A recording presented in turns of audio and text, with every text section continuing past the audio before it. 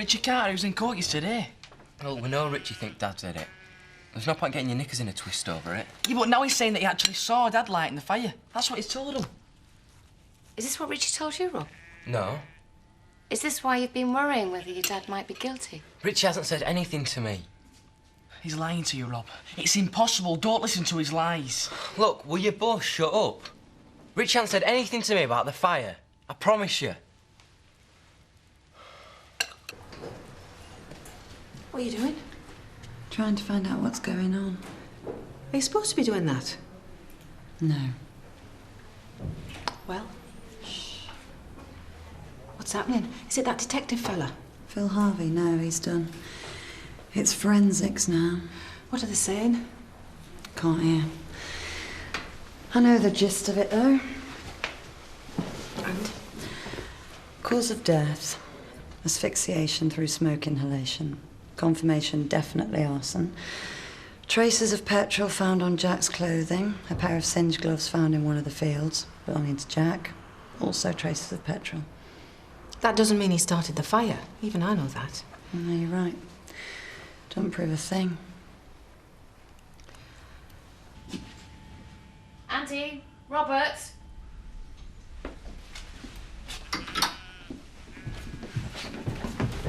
What's happened? It's time to get changed.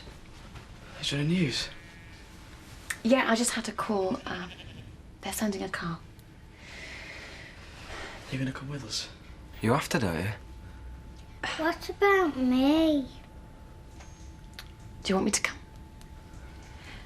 I mean, I've always assumed, but I suppose if you'd rather I didn't. You know, I know things haven't been brilliant since your dad's been... Look, anyway, it's up to you. Do you want me to be there? Don't you worry, Victoria. I'll give Emily a ring, OK? Thanks, Kathy. And the next day, you saw Sarah Sugden again. Yeah, I went to check on how she was. You were still off duty? Yeah, I went as a friend. I was worried about her. Tell the court what happened. She was very agitated. She said she hadn't slept all night. And she was talking about leaving Richie and going back to her husband. What did you say? I tried to persuade her not to.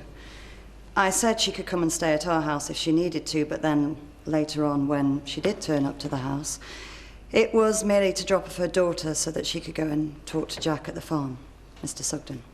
Did you try to stop her then? Not really. She'd obviously made up her mind. Weren't you concerned for her safety? Yeah, I was. Why was no action taken regarding the attack in the pub? I tried to persuade Sarah to lodge a formal complaint against Jack, but she wouldn't. And why was that? She blamed herself for the whole situation. She said that? Yes. It's a common attitude amongst victims of domestic violence. I've seen it many times. Why didn't you go with her up to the farm? She wanted me to look after her daughter, and she was adamant. She felt responsibility to make everything all right for the sake of the kids. And she was convinced that she could talk Jack round, that he wanted her back. She thought that. Even after Mr. Sugden said, I could kill you, I could kill the pair of you. Sarah assumed that that was just a figure of speech. But you felt differently. Well, it's not for me to second-guess what he actually meant by those words, but it was absolutely clear from Jack's behaviour that he was out of control and capable of serious violent assault against her. I knew that it wasn't safe for Sarah to go back to the farm, and I told her that. Would you remind the court how long you've been a police officer? 11 years. And Sarah Sugden ignored your advice? Yes, she did. No further questions, Molly?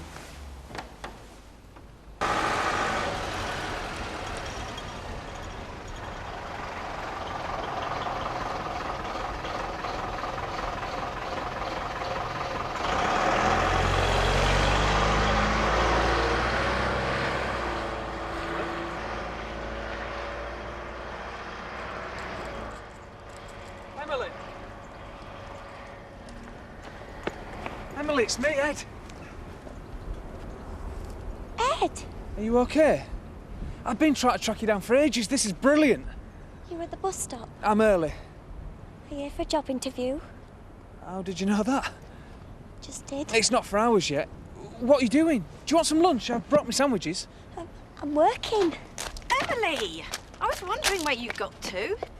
Oh, I'm sorry, Mrs. Thorpe. I'll be right in. No, Kathy's just phoned. The boys have got to go to court. Victoria's off school. She was wondering, could you babysit? I said that was fine. It's very good of you, Mrs. Thorpe. I'll go get me stuff. Can I see you later? Aren't you going to introduce us? Yes, of course. No, I know who you are. You're that famous Ed, aren't you? Ed's come for an interview. Really? It's not for about 4 hours yet. I hate being late. Why don't you go and keep Emily company up at the farm? I'm sure Kathy won't mind. Emily?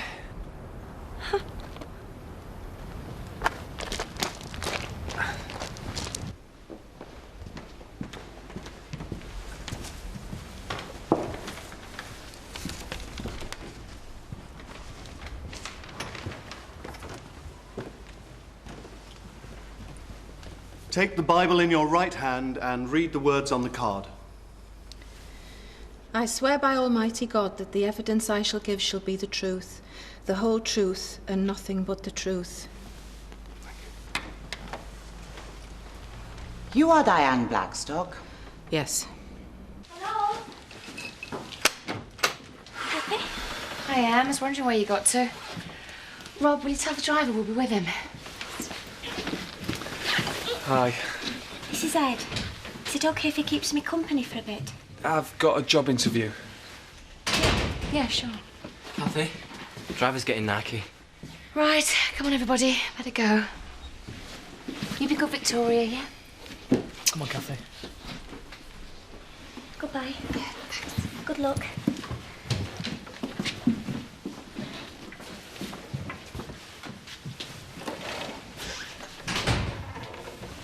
I've just realised who this family are. Mrs. Blackstock, you've told us about the events in the Woolpack on the night of the 15th of November. Yes. You saw Mr. Sugden the following morning, did you not? Yes.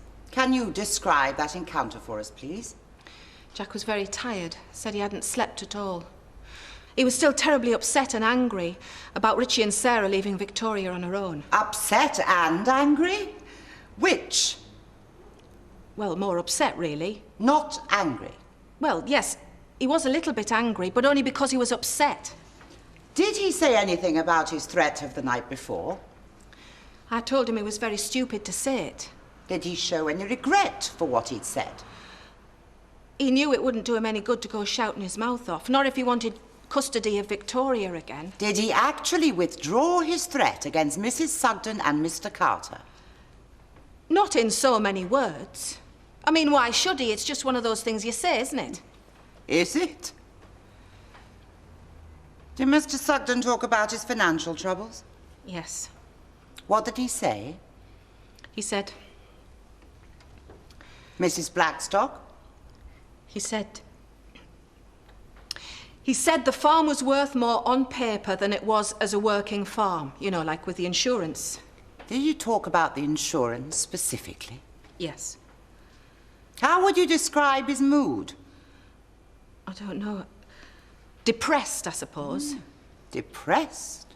He was really upset about what had happened in the pub. He said he got so depressed about the farm, it made him do terrible things. What terrible things? Like shouting at Sarah and me. But he threatened you as well? No, he just shouted at me a bit. He was in a state. I didn't feel threatened. But he told you he did terrible things. Was there anything else apart from attacking his wife in the pub? No, of course not. But you said terrible things, plural. What other terrible things do you think he was talking about?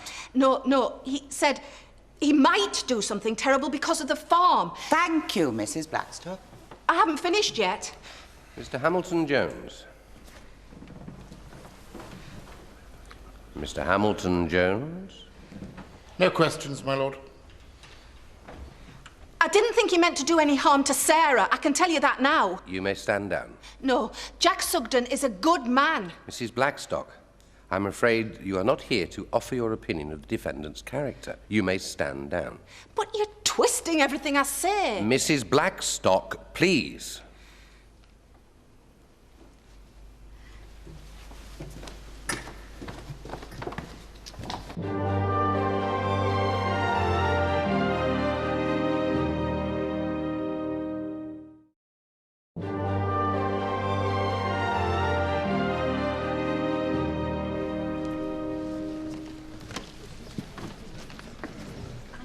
You didn't do Jack any favours, did you?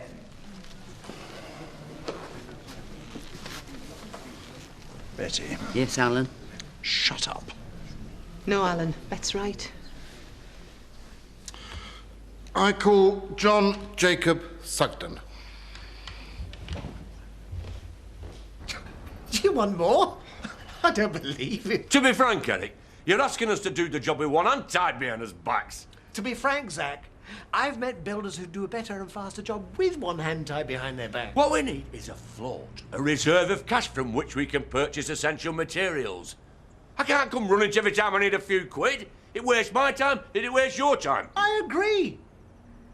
So why doesn't Lisa order what she needs and get the suppliers to invoice me directly? Well, it's up to you, Eric.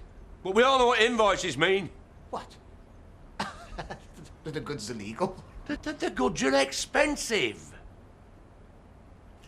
Do you expect me to hand over hundreds of pounds of my hard-acquired cash after this? Do you know how difficult it is to sell antiques looking as if I've just come from a rather unsuccessful barroom brawl? No, you're right. I was foolish to ask. Pillar of society like your good self wants to do everything kosher and above board. Even though it will cost you another £2,000, £3,000, maybe £4,000 before the job's finished. How much do you want? £1,000 cash. I promise you a 20% saving on materials alone. More you spend, the more you save. Close your eyes and turn around. You are. Close your eyes and turn around.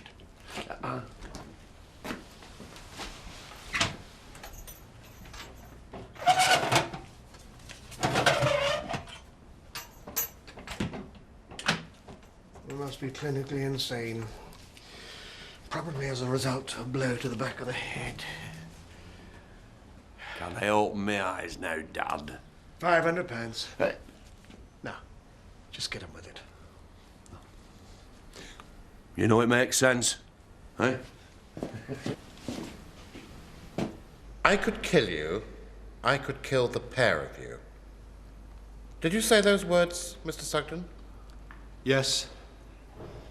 What did you mean by them? I was very angry. Angry enough to kill somebody? I was a bit out of control. I'd be lying if I said that wasn't true.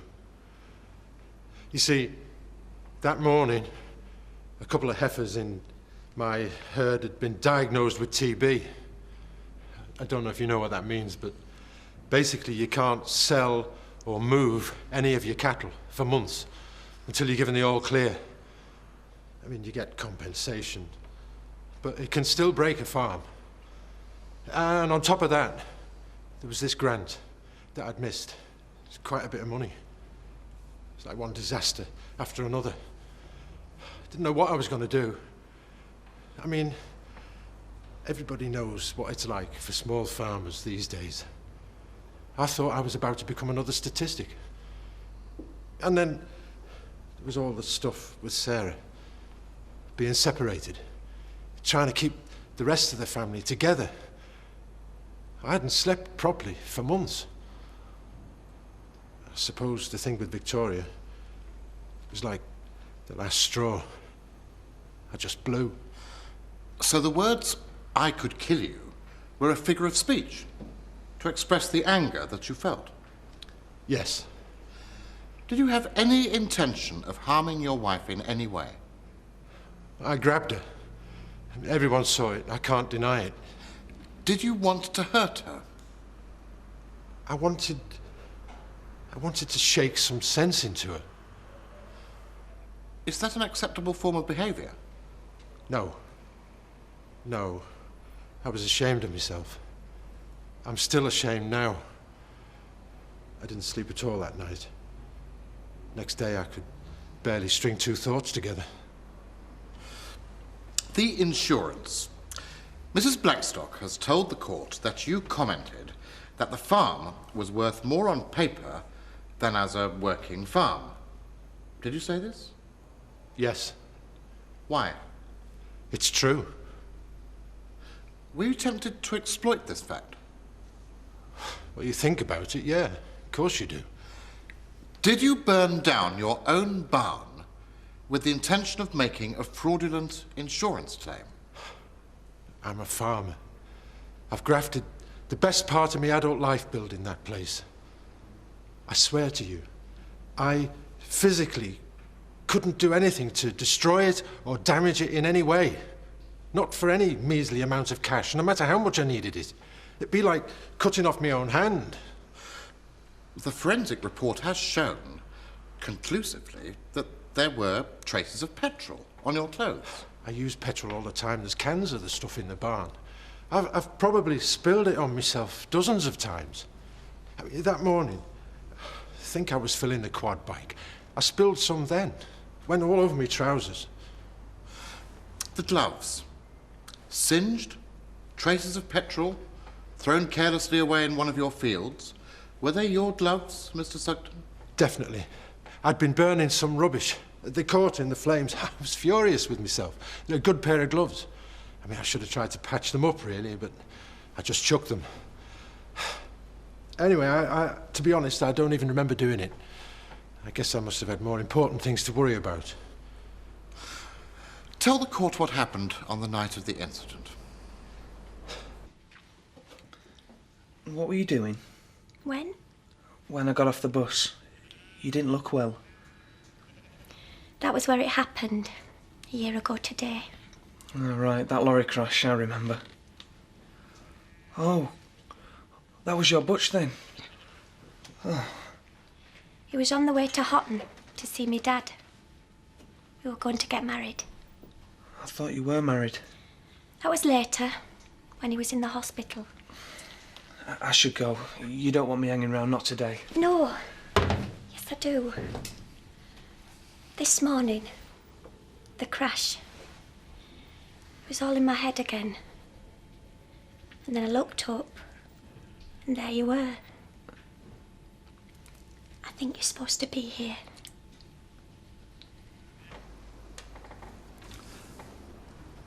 I shouted to Robert to call 999. I ran into the barn. It was full of smoke. Hot smoke. I could hardly breathe. At first I couldn't see. And I thought, my God, I don't know where she is. And I must have wasted, I don't know, seconds, a minute, just looking around trying to find her. It's a big place, that barn.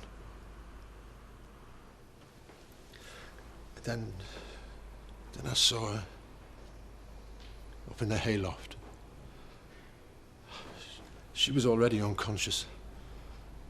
Maybe she could already have been dead. I called out to her, but she didn't.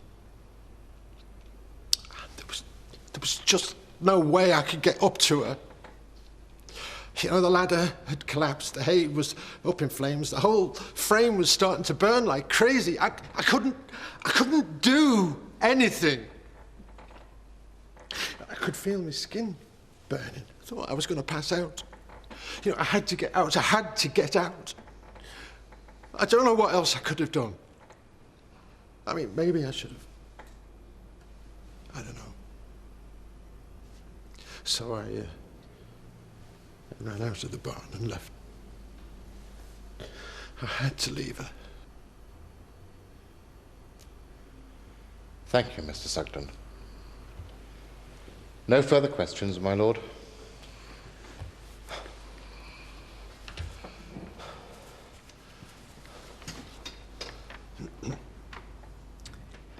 Do you consider yourself to be a violent man, Mr. Sugden? No. I could kill you, I could kill the pair of you. That sounds pretty violent to me. I've told you.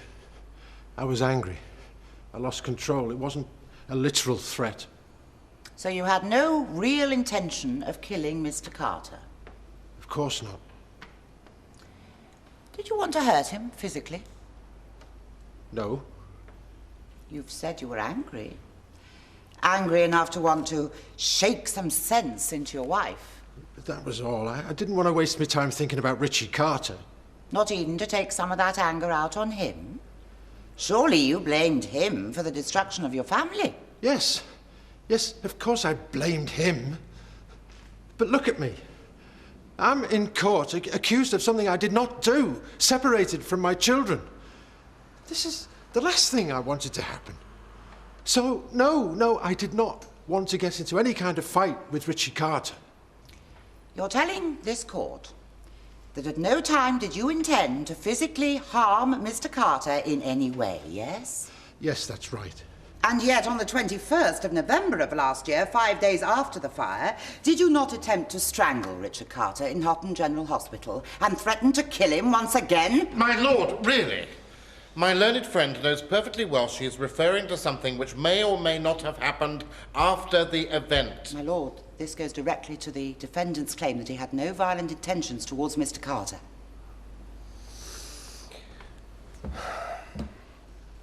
I will allow it this time, Miss Browning, but stick to the point, please. I'm obliged, ma'am.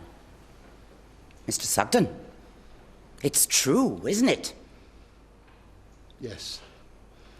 But that was different. I mean, I believed he had murdered Sarah. Really? Why didn't you tell the police about your suspicions? Well, I was exhausted. I was still in shock.